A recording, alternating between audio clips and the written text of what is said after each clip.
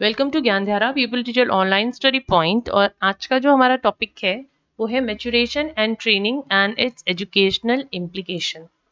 तो यहाँ पर सबसे पहले आपको मैं मैच्योरेशन और लर्निंग के बारे में बताऊंगी। बहुत सारे लोग मैच्योरेशन लर्निंग को लगभग एक जैसा समझते हैं कि किसी ने कोई मैच्योर हो गया तो उसकी लर्निंग वो लर्निंग भी अच्छी हो रही है साथ साथ। नहीं, ऐसा कुछ भी नहीं है। जो मैच्योरेशन होता है वो होता है ग्रोथ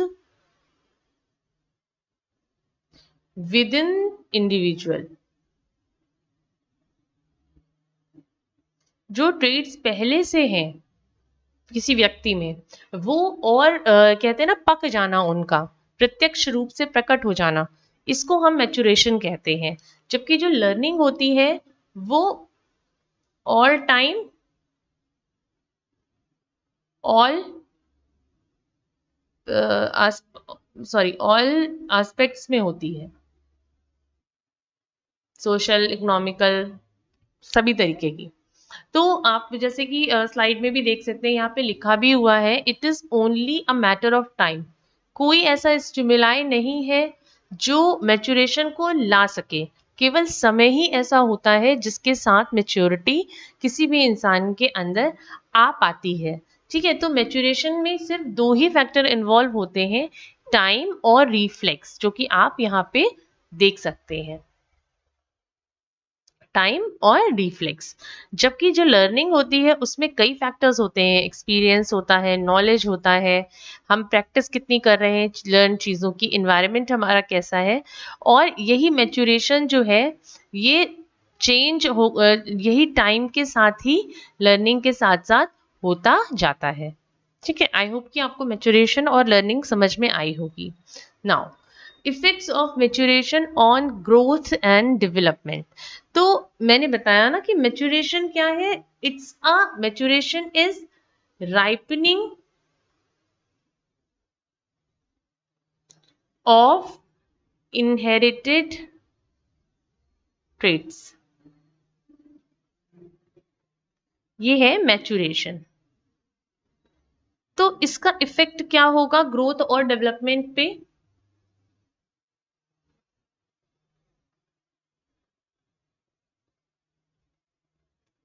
एक तरह का कर्व है। जैसे जैसे ग्रोथ और डेवलपमेंट होता जाता है वैसे वैसे मैच्योरिटी भी साथ साथ बढ़ती जाती है। तो ये इस तरीके से देख सकते हैं आप। छोटे एक बर्ड को इमेजिन करके देखिए। एक बर्ड जो है वो अंडा देती है, अंडे को सेती है, उसमें से चिक निकलते हैं। चिक जो है वो धीरे धीरे उनका लालन पालन होता है और एक दिन वो उड़ना सीख जाते हैं। तो ये क्या होता है, with in the period of time होता है। और मैच्योरिटी जो है ये सीधी सीधी टाइम से ही रिलेटेड होती है, टाइम के साथ ही मैच्योरिटी आती है। अगर आप किसी भी स्पेसिफिक स्किल को बिफोर टाइम सीखना चाहेंगे, बिफोर मैच्योरिटी लेवल सीखना चाहेंगे, तो वो पॉसिबिलिटी नहीं हो जाएगी। जैसे कि हम किसी भी एक छोटे बच्चे को एक्सपेक्ट नहीं कर सकते हैं कि वो बहुत सिस्टमेटिकली लॉजिकली सोचे। ठीक है, हम एक बच्चे को नहीं कर सकते हैं कि वो एक पर्टिकुलर बिहेवियर एक पर्टिकुलर स्टेज में दिखाए।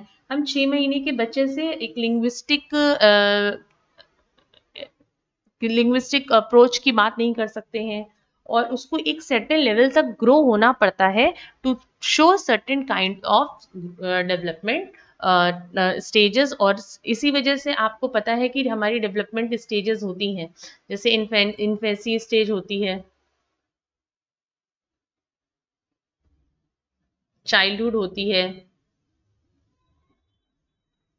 ना, एडोलेसेंस स्टेज होती है, इसके अलावा आपकी अडल्टहुड होता है। तो इन हर स्टेज में एक अपनी ग्रोथ और डेवलपमेंट की स्टेजेस होती हैं। और इसके अलावा फिर वहां पे जाकर बच्चे को एक सर्टेन मैच्योरिटी लेवल मिलता है। इन स्टेजेस में क्या हो रहा होता है, इन स्टेजेस में ग्रोथ और डेवलपमेंट हो रहा होता है। उसके साथ साथ बच्चा मेच्योर होता जाता है कि किस चीज के लिए, to develop certain skills. Okay, तो यहाँ पर हम इस तरह से क्लियर कर सकते हैं कि जो ग्रोथ और डेवलपमेंट होती है वो बहुत हद तक इस बात पे भी निर्भर करती है कि मैच्योरेशन प्रोसेस बच्चे का कैसा हो रहा है। अगर एक ग्रोइंग स्टेज में प्रोसेस ऑफ मैच्योरेशन को हेल्प किया जाए तो बच्चा जो है वो एक full fledged matured personality form कर सकता है। लेकिन जो मैच्योरिटी होती है वो हमेशा क्वालिटी ऑफ एक्सपीरियंसेस पे निर्भर करती है। फॉर्मल इनफॉर्मल ट्रेनिंग और एजुकेशन सभी चीज़ों पर होती है, क्योंकि ये आप कह सकते हैं कि वैसे तो मैच्योरेशन को कोई दूसरा स्टिमुलाई हेल्प कर ही नहीं सकता है, सिर्फ टाइम ही उसको हेल्प करता है। लेकिन इसके अलावा जो है आप कह सकते हैं कि जो इन्वायरमेंटल इन्फ्लुएंसेस होते हैं वो भी कई हद तक कई बार मेच्योरिटी को अफेक्ट करते हैं। जैसे आपने देखा होगा कि किसी की फैमिली में मिस हैपनिंग जब हो जाती है, स्पेशली फादर स्टेज की तरफ से, तो वहाँ पे जो बच्चे होते हैं वो अचानक से जल्दी ही मेच्योर हो जाते हैं, चीज़ों को समझने लगते हैं। और जहाँ पे उनकी पूरी फैमिली होती है वहाँ के बच्चों में जो कह सकते हैं कि उनकी बालपन होता है वो बचपना जो होता है वो बना रहता है, क्योंकि उन्हें उस समय वो रिस्पॉन्सिबिलिटीज नहीं लेनी होती हैं। तो इसलिए इन्वायरमेंटल इन्फ्लुएंसेस का इफेक्ट थोड़ा सा बच्चे की ग्रोथ एंड डेवलपमेंट पे पड़ सकता है अगर उसके इन्वायरमेंटल इन्फ्लुएंसेस सही नहीं है। अब हम बात करते हैं ट्रेनिंग की। तो ट्रेनिंग को आप ऐसे कह सकते हो कि ट्रेनिंग जो है, अगर हमें एक पर्टिकुलर टाइप की ग्रोथ और डेवलपमेंट कराना है किसी भी बच्चे की पर्सनालिटी का, तो हमें एक सिस्टमैटिक प्लान चाहिए होता है। उसके लिए, ताकि सिस्टमैटिक प्लान क्यों चाहिए, ताकि हम अपने डिजायर्ड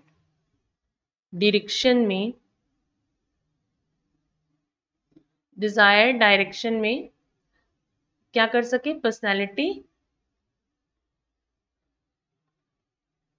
मोल्ड और शेप कर सके।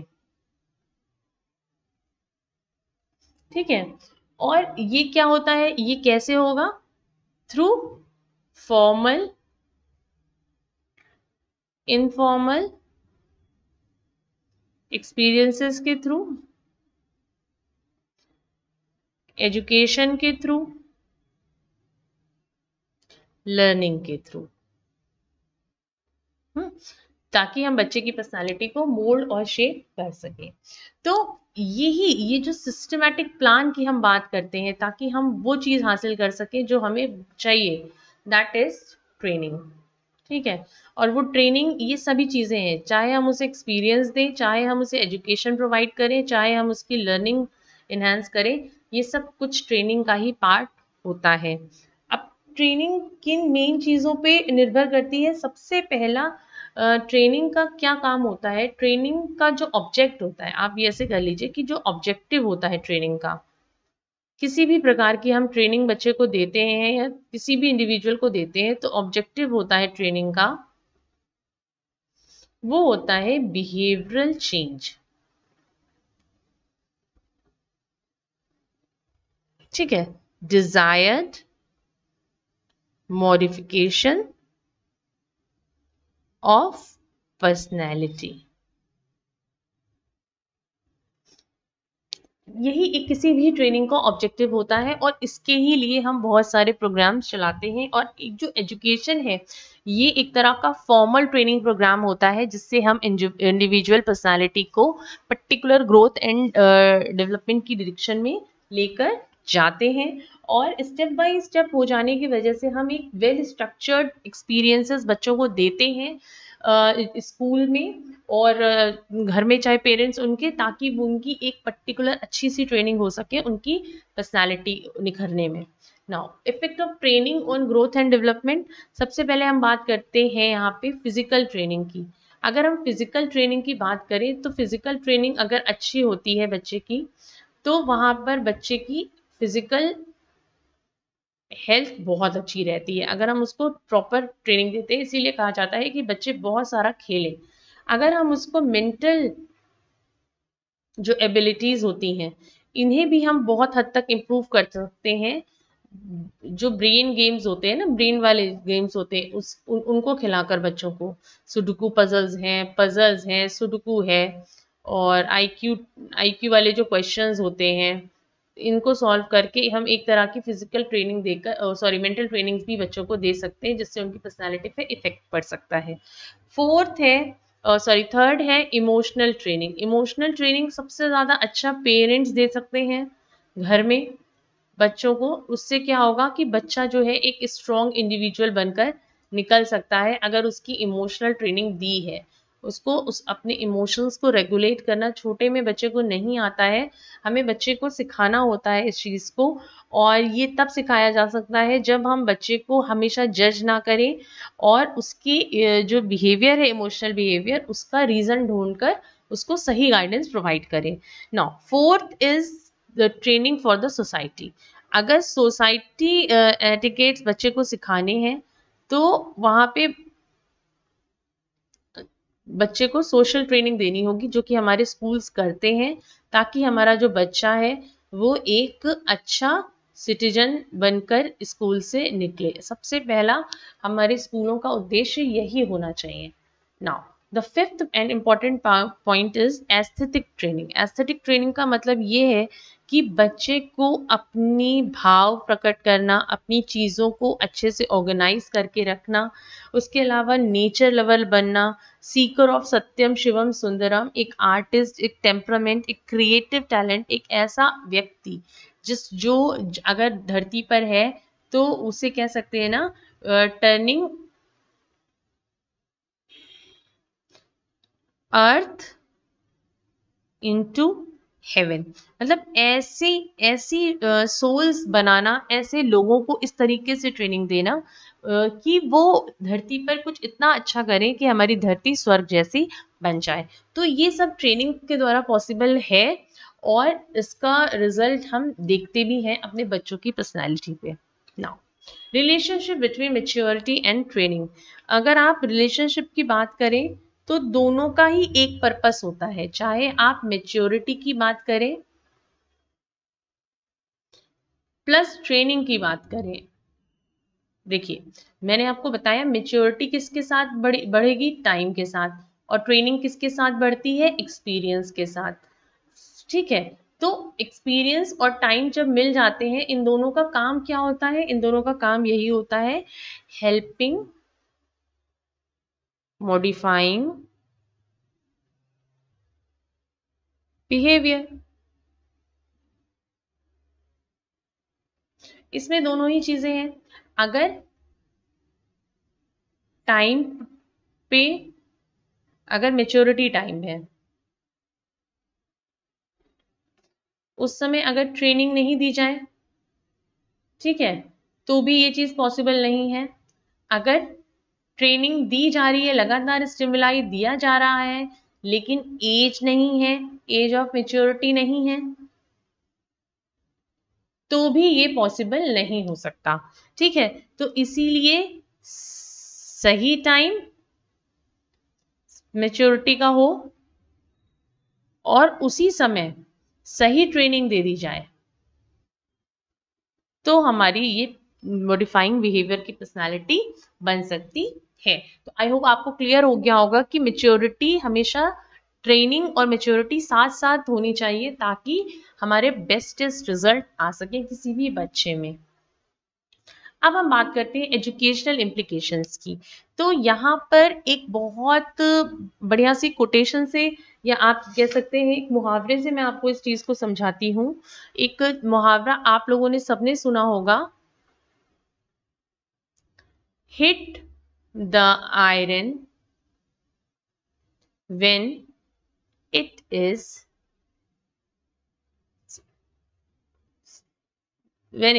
हॉट। जब लोहा गर्म हो तभी हथौड़ा मारिए। तो यहाँ पे लोहा क्या है, मेच्योरिटी, और देना क्या है उस समय उसको, ट्रेनिंग, है ना। तो जब वो, जैसे ही वो मेच्योरिटी लेवल एक सर्टेन अटेन कर ले, उसको उसी समय वहां पे ट्रेनिंग दी जाती लगेगी ना, तो फिर वहां पे हमें we can achieve desire success in matter of growth and development of a child. ठीक, it's quite simple. जैसे ही मेच्योरिटी लेवल बच्चे ने अचीव किया, हमें पता है, हमने अभी डेवलप, आपने अगर लेक्चर्स देखे होंगे, मैंने आपको हर स्टेज की कैरेक्टरिस्टिक्स बताई है।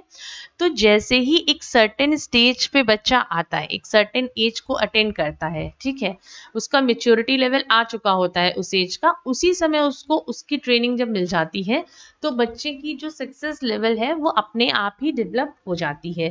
और यहीं पर टीचर्स एंड पेरेंट्स, हम दोनों का, टीचर्स और पेरेंट्स दोनों का ही ये बेसिकली ध्यान होना चाहिए कि जो मैच्योरेशन स्टेज है उस पर उन्हें स्पेसिफिक ट्रेनिंग्स प्रोवाइड कर देनी चाहिए, क्योंकि एक तरह से देखा जाए तो बिल्कुल यूजलेस होता है ऐसी कैपेबिलिटीज के लिए ट्रेन करना जब उन्होंने डिजायर्ड स्टेज या स्टेटस नहीं प्रोवाइड किया हो, ऐसे भी।